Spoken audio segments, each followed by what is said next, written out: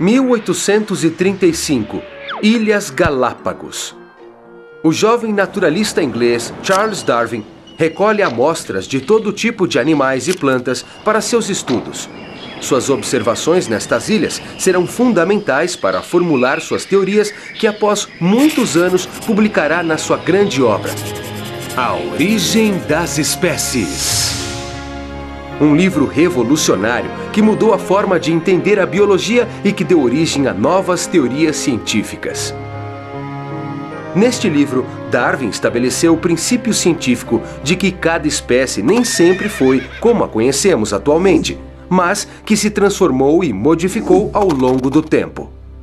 3 conceitos são importantes para conhecer as teorias de Charles Darwin: seleção natural, evolução e origem das espécies.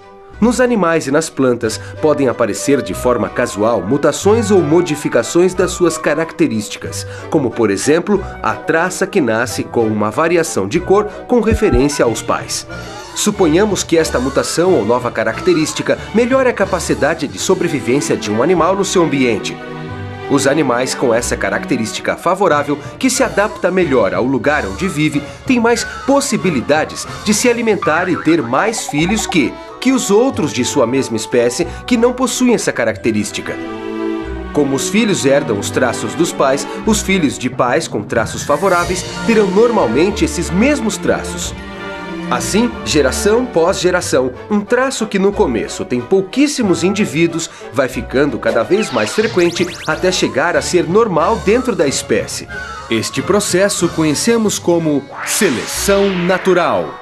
Com o passar do tempo, vão se acumulando as mutações favoráveis e as espécies vão mudando, adaptando-se continuamente no ambiente que não para de mudar. É assim que se produz a evolução das espécies. 2 grupos de animais de uma mesma espécie, se evoluírem em lugares diferentes, com ambientes diversos, podem chegar a constituir espécies diferentes. Desta forma, um processo tão simples como a seleção natural nos ajuda a entender a origem das espécies. Charles Darwin foi um dos homens mais importantes do seu tempo e é considerado por muitos como um dos cientistas mais influentes da história. Suas teorias sobre a origem e a evolução das espécies foram grandes novidades na sua época e ainda hoje são estudadas e discutidas. Darwin morreu em 1882. Seu legado mudou o pensamento de uma época e abriu as portas para uma nova forma de entender a ciência, o mundo e o papel que desempenha o homem no nosso planeta.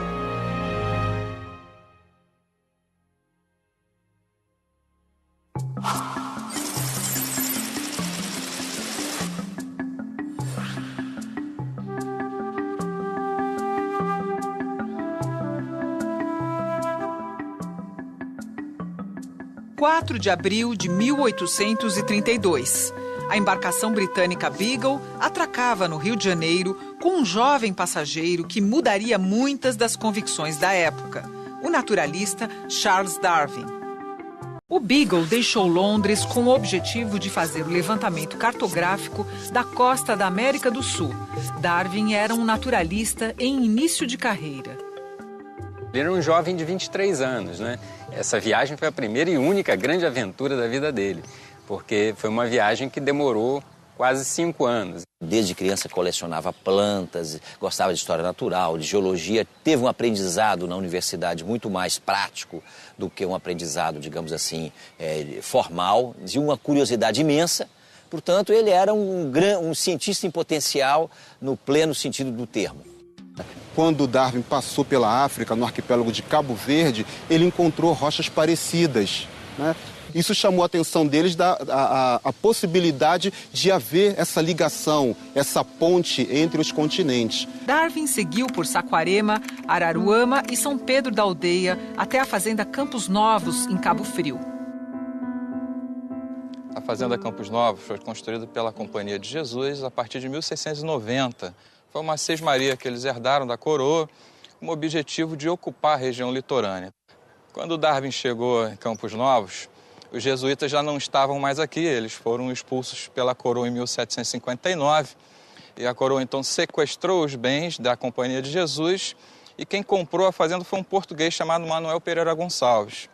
Nós suspeitamos que era o filho do Manuel Pereira Gonçalves, o Joaquim Gonçalves Porto, que recebeu o Darwin quando ele esteve aqui em 1832. Em Casimiro de Abreu, a expedição atravessa a Barra de São João. Cruzamos a Barra de Canoa ao lado de nossos cavalos, descreve Darwin em seus diários. Ao navegar no rio de Canoa, Darwin mais uma vez tem o privilégio de conhecer outro ecossistema até então desconhecido para ele, o manguezal, invadido pela água salgada na maré alta. O mangue ele tem a função de servir como berçário para as espécies marinhas e do ambiente de água doce, né? Um encontro ali da água doce com o oceano. E também é uma fonte de produção de matéria orgânica de maneira geral. Então, por isso, as espécies que transitam naquele ambiente têm o mangue como uma das áreas mais importantes para a sua reprodução, né? Darwin seguiu, então, para a Fazenda Sossego, em Conceição de Macabu, destino final da expedição. Hoje não existe mais nem vestígio da casa onde se hospedou. Em seus relatos, Darwin se mostra extremamente satisfeito com o material coletado na região. Essa foi a parte mais proveitosa de toda a expedição. A maior parte dos 2 dias passei na mata, onde consegui coletar muitos insetos e répteis.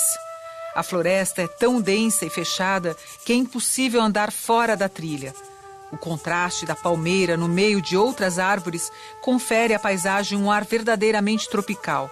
As trepadeiras da mata, elas próprias cobertas por outras trepadeiras, são de grande espessura. Muitas das árvores velhas são cobertas por tranças de cipós que muito lembram feixes de palha. É praticamente impossível dar uma ideia adequada dos sentimentos mais altos que se despertam. Deslumbramento, assombro e devoção sublime preenchem e elevam a mente. Finaliza Darwin cheio de admiração. No trajeto da volta, o cientista ainda passou por 2 vilarejos, Rio Bonito e Itaboraí, onde se encantou com as casas simples, bonitas e alegres. Ele era um naturalista em tudo, naturalista no sentido de natureza, gente, cidade, ele olhava tudo, ele não olhava só a planta ou o bicho, não. De volta à capital, Darwin prossegue com sua pesquisa. Faz expedições de coleta nas praias e costões do Pão de Açúcar. Faz longas escaladas pela floresta do Corcovado. No Jardim Botânico, Darwin conhece as árvores frutíferas e registra em seu diário. Manga, jaca, eu não conhecia esses nomes antes disso.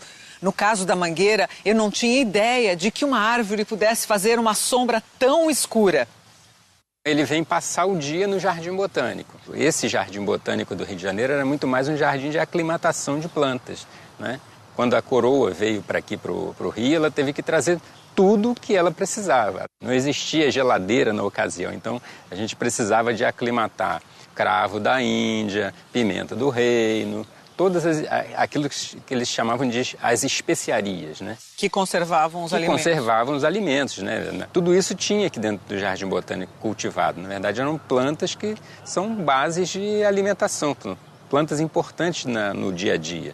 E ele se impressiona com isso aqui. Ele andou muito aqui na cidade do Rio de Janeiro também, né? O que ele mais gostava era de inseto.